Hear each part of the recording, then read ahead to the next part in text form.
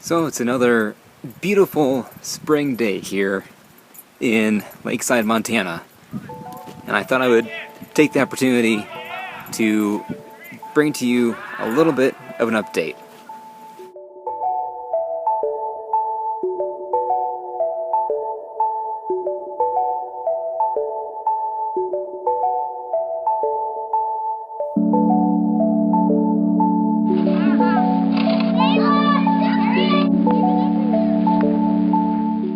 Even though winter is pretty much long gone, at least it is here, I remember thinking about how snowflakes, though they're really small, can be quite dangerous. It can become a really big problem.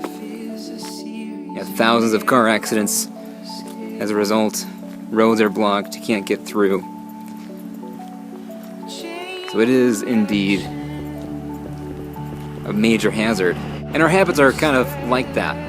I recently heard that 40% of our actions are formed by subconscious habits, individual, seemingly innocuous habits. Yet though they seem small, apparently they add up. And the bad habits, well, those can be a pretty big problem, I guess. I think we see this exemplified in the Old Testament with Abraham. I think he probably realized this.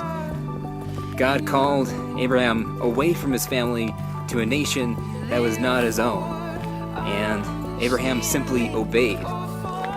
And when you think about the time in which he lived, family was an incredibly high value. You got your identity from your family.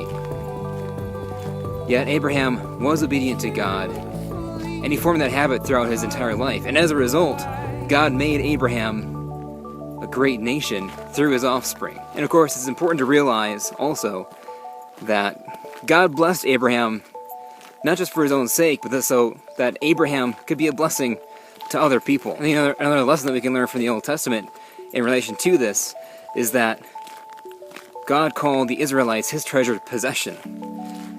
And I believe that that is still true for us today. I think we are still God's treasured possession, and we can form our habits accordingly.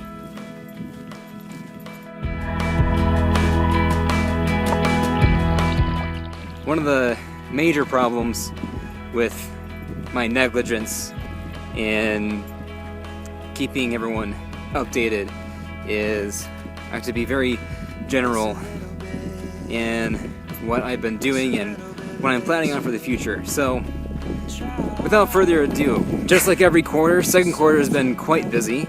We've gone through the entire Pentateuch. I had a student teaching, which we had to just choose any character out of the Old Testament whom we had read about so far. We just finished the book of Job, and we are currently in Song of Solomon. In just a few short days, spring break begins, as does another adventure for me, anyway. I'm going to be joining a team of about 14 individuals led by a married couple who staff in YWAM San Francisco. So we're going back to their home base to help with street ministry. We're probably going to be helping with the base around and just meeting practical needs. They do a lot with homeless ministry, so we'll probably be doing something with that.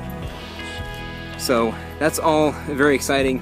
And then we'll return either the 3rd or the 4th, Friday or Saturday, just to give us some time to readjust and unpack and everything right before we have class on Monday.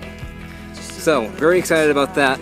In the more distant future, over the summer, I'm going back to work at Glacier Presbytery Camp, this time specifically just working in the kitchen as one of the lead cooks, and that will be for the purpose of earning tuition, hopefully to do Titus Project in the fall. The name Titus Project comes from the book of Titus, in which Paul writes to equip Titus, of course, to deal with the Cretan church, which was having a lot of problems, a lot of bad doctrine being taught, and a lot of disorder overall.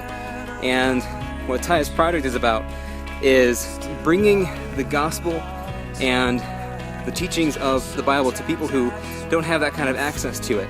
So it'd be 3 weeks long worth of being equipped to be able to teach, learning about how to teach across different learning styles, as well as teaching across different cultural barriers.